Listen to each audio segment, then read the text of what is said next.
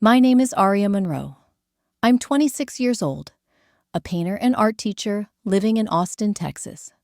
My life has never been about yachts, chandeliers, or magazine spreads. It's always been brushstrokes, the laughter of kids in my classroom, and small dreams that felt big to me.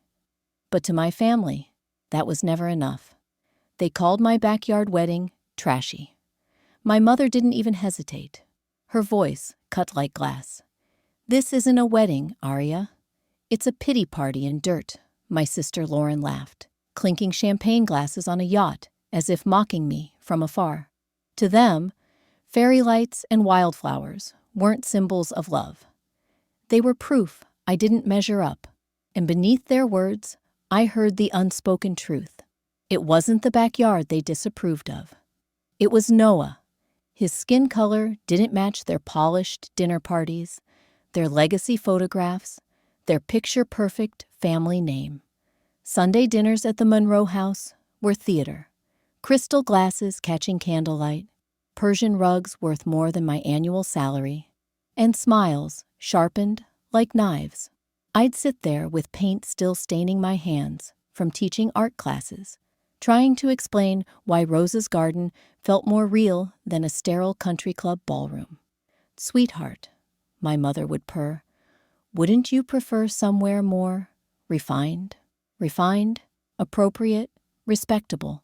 Those words became daggers, words they used every time I chose something authentic over something expensive, every time I chose Noah over their expectations. Lauren smirked across the table, tossing her perfect hair. "Authentic doesn't look good in photo albums, honey. Real doesn't book photographers." And I swallowed the sting, because her engagement party had cost more than my entire teaching career had earned so far. But deep down, I knew what they wanted wasn't beauty. It was erasure. They couldn't even say Noah's name without pausing, as if it carried a bitter taste. So I hung every light myself. I folded napkins, arranged wildflowers from the farmer's market, built a celebration with my own hands. It wasn't glamorous, but it was alive. As dusk settled, those lights shimmered under the same stars I'd stared at since childhood. For once, I wasn't performing for their approval. I was standing in love. Then came the sound. First a hum, then a roar. The air thrashed, whipping dresses and scattering petals. A helicopter descended onto the patch of grass my parents had always called filthy. Guests gasped. Phones shot up. Screens glowed with shaky recordings. The door opened, and out stepped Noah. Not the unworthy boyfriend they dismissed, but the CEO of a $12 billion company. The man who painted murals with kids at the community center was also the man who commanded boardrooms. My family, miles away at some glittering dinner, suddenly found their phones buzzing. Live streams of the wedding lit up social feeds, cameras circling. From the very chopper networks used for breaking news. In living rooms across the city, the trashy garden wedding played on flat screens in high definition. Their friends whispered, their pride curdled. And then came the text on my phone, from my father. "Can we come in?" For a heartbeat, I was that little girl again, longing for a nod of approval. But I didn't beg. I didn't cry. Instead, I smiled, steady and certain, and typed 5 words. Too late. Way too late. Because this was never about fairy lights. It wasn't about the roses Rosa had tended, or the yacht Lauren had rented. It wasn't even about the helicopter landing in my backyard. It was about bloodlines, the ones my family worshipped, and the ones I chose to honor. And for once, my family had no choice but to watch. Where are you listening from? Share it with me, because sometimes the stories of our wounds become bridges, and I want to know how far this story of love, dignity, and defiance can travel. I remember the night I told them. Dinner at the Monroe house was always theater. Crystal glasses catching light, Persian rugs heavy underfoot, and every smile sharpened to cut. I spoke gently, painting my vision in words the way I do on canvas. Lanterns swaying in the oak branches, rows of wooden chairs, wildflowers spilling their color into dusk. A wedding that wasn't borrowed from magazines, but born from the soil where I grew up. The silence afterward felt like judgment already past. My mother's fork touched down on porcelain, as if to signal her cue. "Aria," she said with a practiced calm, "wouldn't you prefer something more refined?" My father didn't look up, just swirled his wine. Lauren, glowing in her role as the family's crown jewel, smirked. "Authentic doesn't photograph well," she said, twirling her diamond. "Backyards don't end up in society pages, sweetheart." They cloaked their cruelty in polished diction. Refined, respectable, worthy. But the meaning was clear. They weren't warning me about folding chairs. They were warning me about Noah, about his skin, about how it would look. I left the table burning with humiliation. Yet days later, humiliation turned into rage. My mother, in one careless click, forwarded me an email thread, not meant for my eyes. The subject line read, "Yacht engagement planning." Their words spilled across the screen like poison in silk envelopes. Guest list aesthetics. Better lighting for family features. And then, the phrase that made my stomach twist. Matching skin tones make cleaner images. Cleaner images. As if Noah's presence was a blemish. As if my love could stain their photographs. My mother tried to backpedal, sending a second message seconds later. "Ignore previous. Wrong recipient." But no apology can unwrite contempt when it shows itself so naked. That night, I snapped. I had recorded that dinner conversation on my phone. The one where they tore my vision to shreds with polite cruelty. My fingers shook as I uploaded a clip, anonymously, onto a forum for survivors of toxic families. I didn't name names, didn't say who I was. I just let the world hear what it sounds like when people who claim to love you dismiss you for existing. The responses stunned me. Strangers who had never met me sent messages of solidarity. They recognized the daggers hidden in words like refined. They told me I wasn't crazy, I wasn't weak, I wasn't alone. For the first time, voices from beyond my bloodline gave me the validation I had begged for all my life. But the support didn't come without a cost. Word spread back through the family. Cousins muttered. An uncle sneered. "You're shaming us," he said, cornering me after church. Families keep things inside. Do you want the whole world laughing at us? No, I thought. I want the world to see the truth. That evening, I came home to find a garment bag stretched across my childhood bed. My mother stood in the doorway, her face carved into a mask of efficiency. She unzipped the bag with a flourish, revealing ivory lace dulled with age. "This will do," she said, smoothing it out with her manicured hands. It was Lauren's old dress, the one she wore in a hurried ceremony years ago, when whispers of scandal clung to her like perfume. They expected me to wear their cast-off shame, as if it were an honor. And as I stared at that dress, I realized this wasn't just about fairy lights or folded napkins. It was about survival, about refusing to carry someone else's disgrace down the aisle. When I looked at the dress laid across my bed, something in me hardened. Yellowed lace, altered seams, a garment that carried whispers of scandal from Lauren's rushed ceremony years earlier. My mother's voice rang with satisfaction as she said, "This will do." I shook my head slowly. "No, it won't." Her expression snapped from smug to sharp in seconds. "Ungrateful," she hissed. "Most daughters would be thankful to have something this valuable passed down." Valuable? It wasn't valuable. It was residue. It was proof that in their eyes, my wedding deserved scraps. I stood tall, even as my knees trembled, and said, "I'm not most daughters. I won't wear someone else's shame." The word ungrateful echoed for days afterward, whispered at Sunday dinners, slipped into cousins' texts, folded into family gossip. But what burned hotter than their insult was the truth I stumbled into next. I ran into Daniel one evening at a bookstore. Daniel, the man I once thought I'd marry. My chest tightened. Memories of nights spent dreaming about a future with him, colliding with the sting of how suddenly he'd left. Standing beside him was Lauren. Not just in passing, not in coincidence, but with a familiarity that felt lived in. It wasn't new. It was history. And then came the worst part. My parents knew. They hadn't just allowed it. They had approved. In their eyes, Lauren had upgraded. The betrayal staggered me. They had let me believe I was unworthy, all while handing over the man I loved to the daughter they deemed more suitable. I left that bookstore shaking, fury and humiliation tangled in my chest. But truth has a way of multiplying once you start pulling threads.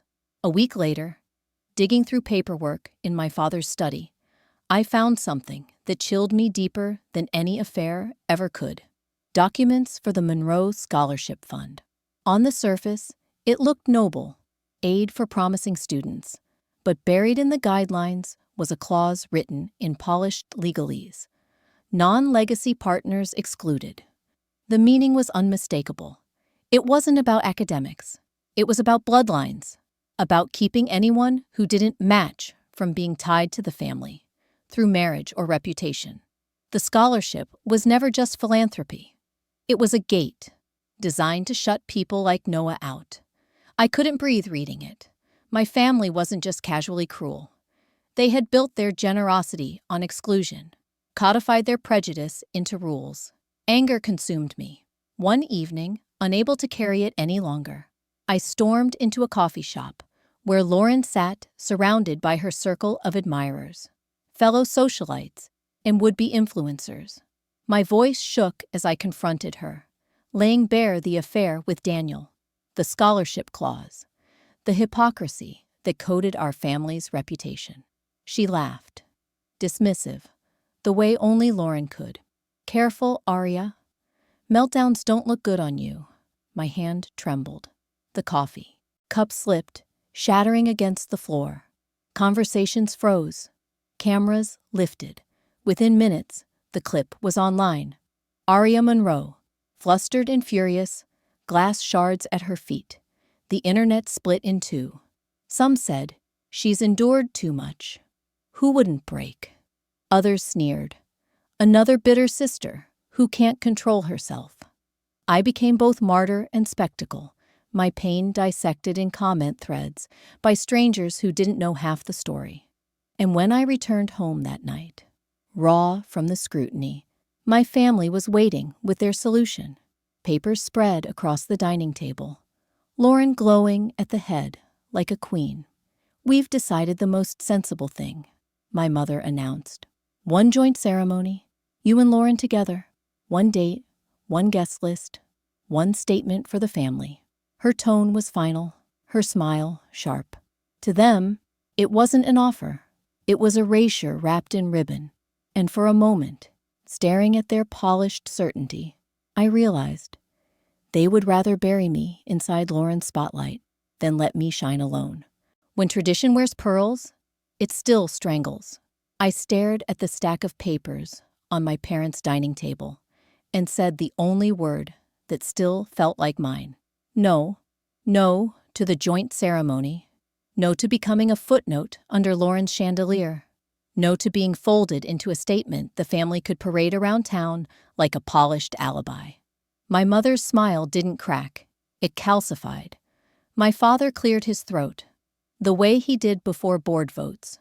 Lauren just watched me, already victorious in her mind. "Very well," my mother said, sliding the papers away as if they were crumbs. "Then you'll do it without us." The verdict came clean and cold. Funding cut. Venue contacts withdrawn. Caterer suddenly unavailable. It took them less than 5 minutes to undo months of my quiet planning. I went home to Rosa's, the one place where rooms smelled like citrus and turpentine instead of power. We set up a dress form in the kitchen because the light was best there. Rosa threaded a needle, bit the end of the thread like she always did, and nodded at me, as if we were about to rescue something small and frightened. We sketched the silhouette in pencil across muslin, then turned to silk the color of dusk. She taught me how to hide stitches so they felt like secrets, how to trail wildflowers along the hem like a meadow that wasn't afraid to be seen. Every night we worked with music low and windows open, breeze lifting the fabric as if it already knew how to breathe on its own. Bills didn't lift with the breeze. They stacked like bricks: permit fees, chair rentals, lights, food for the kids from my class. My savings dwindled until numbers looked like bad jokes. One afternoon, I took out the small velvet box my grandmother had left me. 2 heirloom pieces, a locket with a hairline crack and a narrow ring that still smelled faintly of her soap. They were mine in the will, mine in memory, but somehow not mine when I pictured the family's faces. I sold them. The jeweler was kind, which made it worse.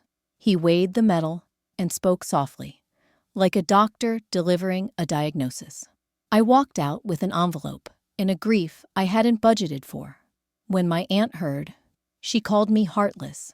A cousin texted a paragraph about respect. But Rosa just took my hands and said, "You are not selling your grandmother. You are funding your life." We kept sewing. The week I thought everything might fall apart, an envelope arrived. Heavy, cream-colored, the kind of paper that makes your name sound expensive. Inside was a letter from a mid-sized arts foundation I'd never heard of, awarding me a community arts microgrant in support of accessible creative education.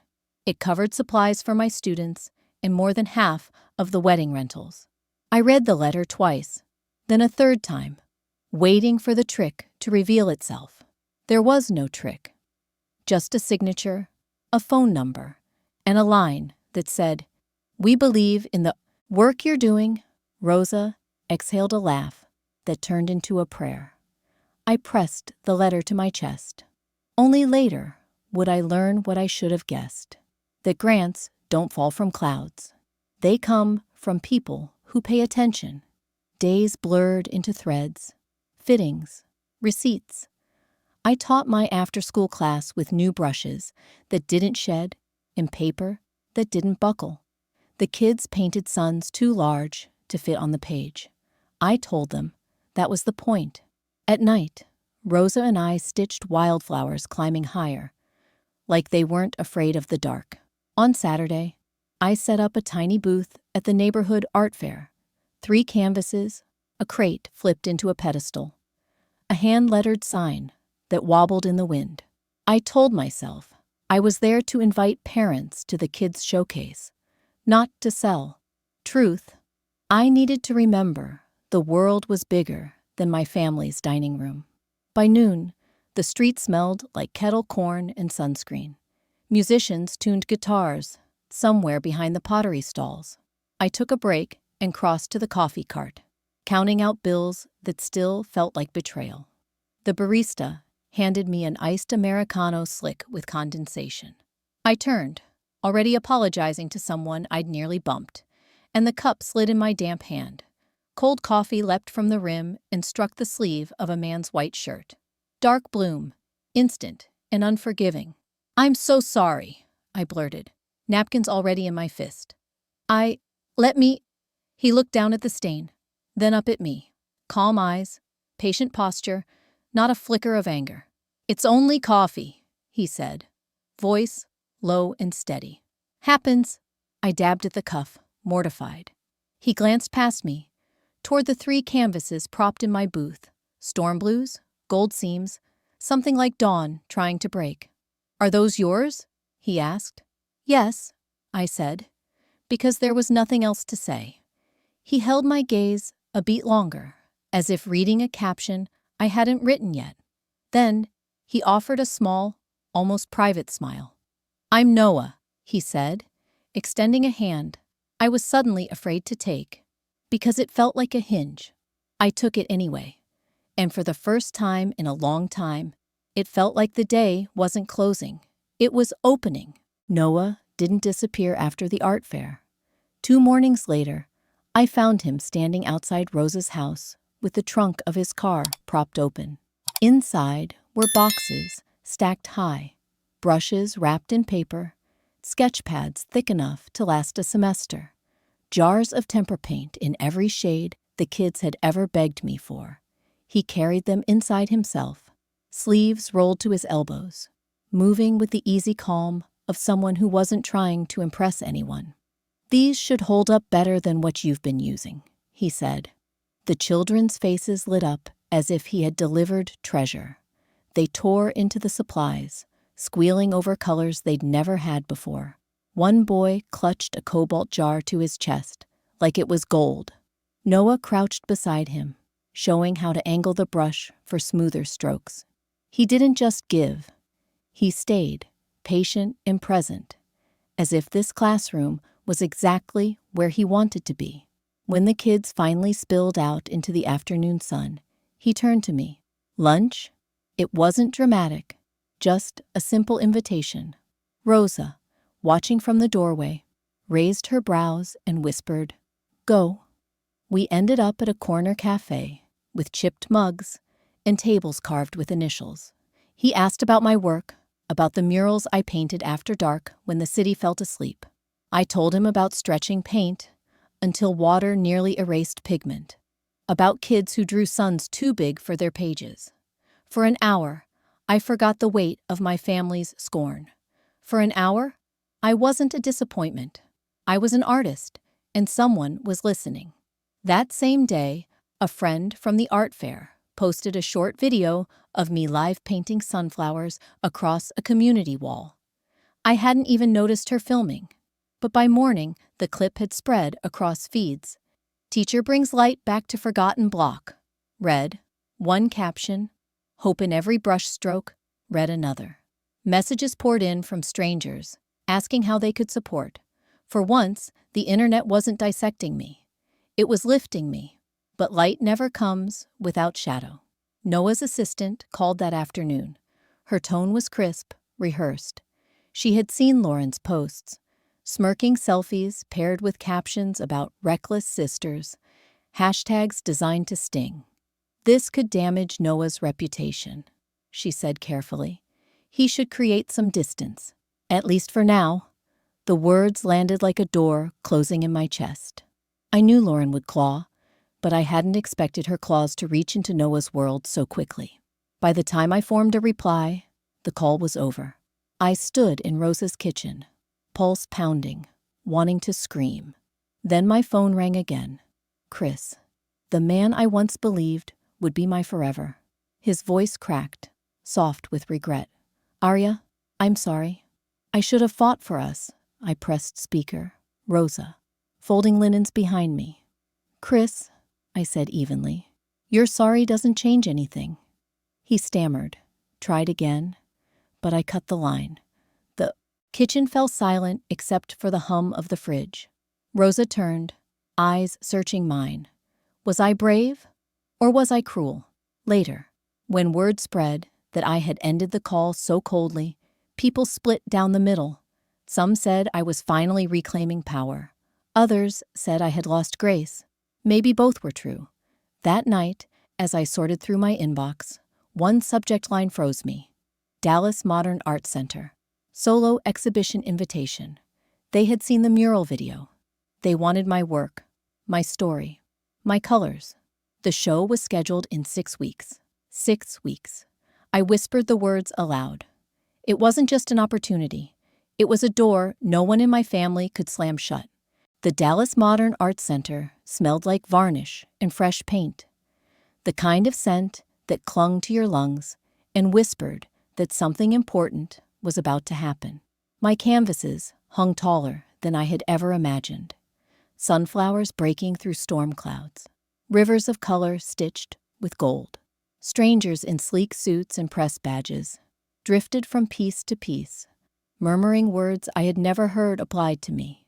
Visionary, magnetic, necessary. I stood frozen until Rosa squeezed my hand. "They're here for you," she whispered. I let myself breathe. That night, when the crowd had thinned and the champagne flutes sat abandoned, Noah stepped forward. He didn't speak like a CEO addressing shareholders.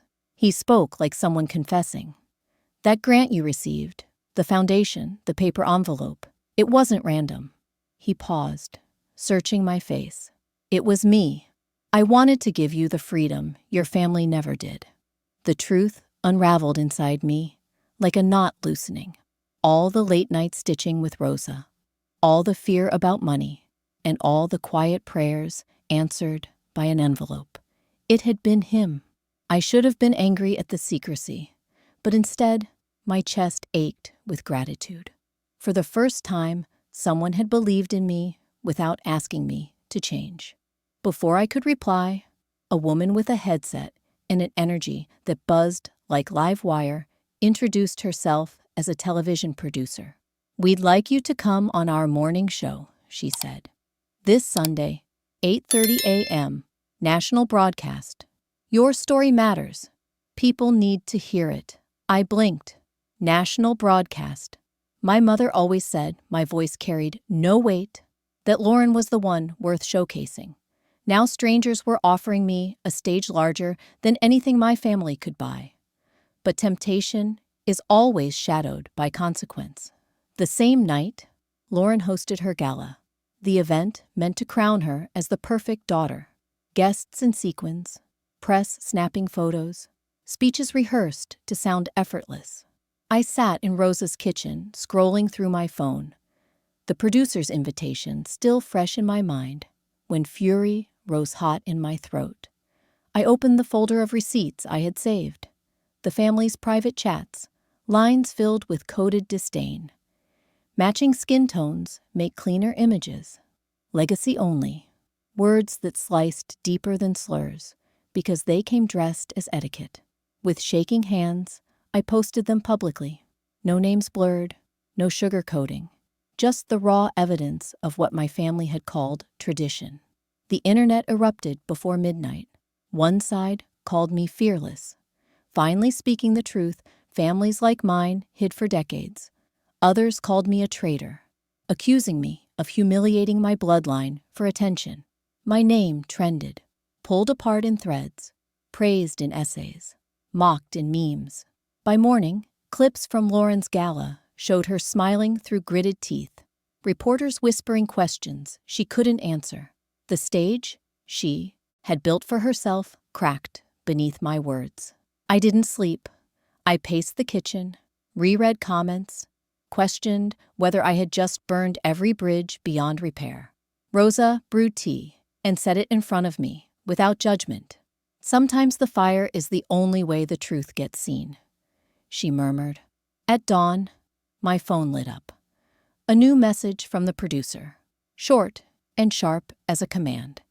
"Go live. National audience is waiting." The studio lights were blinding, but for once, I didn't flinch. A microphone clipped to my collar, cameras angled from every direction, the countdown echoing in my ears. 3, 2, 1, and then I spoke. I told the nation what it feels like to sit at a family table where every word is dipped in sugar but sharpened like a blade. I told them about the emails, the coded language, the way refined and respectable were just prettier words for exclusion. I painted a picture of nights sewing wildflowers into my gown, of children learning to see the world in brighter colors because someone finally gave them paint that didn't wash away. The anchor's eyes softened. A tear slipped down her cheek before she turned back to the camera. And across living rooms, across phones glowing in laps, people wept with me. Strangers who would never sit at my mother's table understood more than my blood ever had. Halfway through the segment, a voice cut through the hum of the studio. She left out one thing. Noah stepped onto the stage. Viewers gasped, and even the crew looked stunned. He took my hand without hesitation, looked directly into the lens, and said, "This woman is the reason I believe in building something that lasts. Not because she fits a mold, but because she refuses to." The applause thundered. My phone vibrated nonstop, texts flooding in, but I ignored them all. For once, I wasn't begging for recognition. I was receiving it, freely, publicly, irreversibly. When the show ended, I invited my art students to be part of the wedding. Their parents wept as their children twirled in secondhand suits and flower crowns made of paper blossoms. They weren't appropriate by my family's standards. They were better, living proof that beauty doesn't need pedigree. As invitations went out, I left the RSVP link open online. Anyone could click yes, even my family. And they did. My father, my mother, cousins who hadn't texted me in months, all marked attending. Part of me wondered if they had finally softened, if the national spotlight had forced their pride to crack. The day came. Guests arrived in waves, laughter spilling under Rosa's oak tree, the kids scattering petals down the aisle. And then black cars pulled up. My family stepped out dressed like royalty.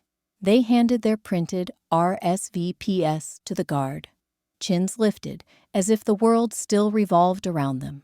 The guard glanced at me. I shook my head. His voice carried as he told them, "You're not on the list." Lauren's face blanched. My mother's smile faltered. My father's fist clenched around the paper ticket. And in that moment, I saw every dinner, every dismissal, every whispered erasure condensed into one reversal. They were the outsiders now. The internet exploded as clips leaked. Some praised me. Poetic justice, they called it. Others shook their heads. Petty cruelty. Was it revenge or liberation? I didn't answer. Sometimes, silence is the loudest statement. As twilight settled, the sound rose in the distance. At first a hum, then a roar. The crowd craned their necks as a helicopter cut across the evening sky, its blades scattering petals and sparks of light. It descended toward Rosa's garden, cameras whirring, the moment live streamed to the world. And I knew the story wasn't ending here. It was just about to break wide open. The blades slowed as the helicopter settled into Rosa's meadow, wind thrashing the wildflowers we had stitched into every hem and ribbon. Guests shielded their faces. Children squealed as petals swirled like confetti thrown by the sky itself. And then, through the settling dust, Noah stepped down. Steady, certain, unflinching. Cameras captured every angle. Networks broadcasting live. A backyard wedding turned into the headline my family had sworn would never exist. I stood at the aisle we built ourselves, lanterns glowing against the dusk. The children from my art class lined up as a flower crew, their paper crowns tilted, their laughter unpolished, but they scattered petals as if they were sowing hope into the soil. The crowd rose, not out of etiquette, but out of awe. My heart thudded against my ribs, not because of the cameras, not because of the whispers spreading across the world, but because Noah was walking toward me, smiling like he had known this ending all along. The vows were not rehearsed poetry. They were promises carved from survival. I told him I had spent my life shrinking, sanding my edges, bending to fit a picture someone else framed. But respectability without respect is just a costume, I said, my voice carrying farther than I expected. And I won't wear it again. Gasps moved through the crowd. A line destined to replay in clips, quoted by strangers who would never meet me. Noah's vow was quieter, but no less piercing. I loved you before the world applauded. I'll love you after the lights go dark. As applause rose, my phone buzzed in my pocket. A text from my father. We're outside. Can we come in? For a heartbeat, I was that girl again, waiting for approval at a dinner table that never had a seat for me. Rosa's hand brushed my arm, reminding me where I stood. I typed 5 words, steady and final. Too late, way too late. Outside the gates, I heard raised voices, frustration colliding with disbelief. My family, the Monroes, accustomed to velvet ropes pulling aside for them, were denied entry to a garden wedding they had once called filthy, and inside, the world kept spinning without them. The ceremony closed, with music played on borrowed instruments, laughter uncurated, joy, that needed no gloss. Children danced. Guests cried openly. Lanterns swung from branches my mother once said weren't photogenic. And I, for the first time in my life, felt whole. Not because the world was watching, not because my family was finally silenced, but because I had chosen my bloodline, the one built on love, on dignity, on resilience. Later, as the cameras panned out, showing Rosa's meadow lit up like a galaxy, I realized the revenge wasn't the headline or the humiliation. It was the life they could no longer touch.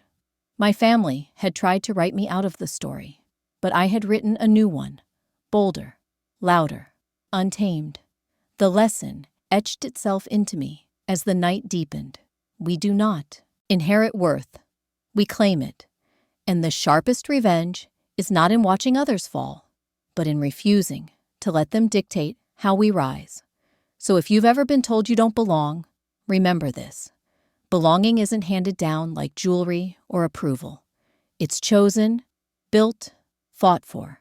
And once you claim it, no gate, no whispered insult, no denial can take it away. Because in the end, love outlasts shame. And that is the only legacy worth keeping.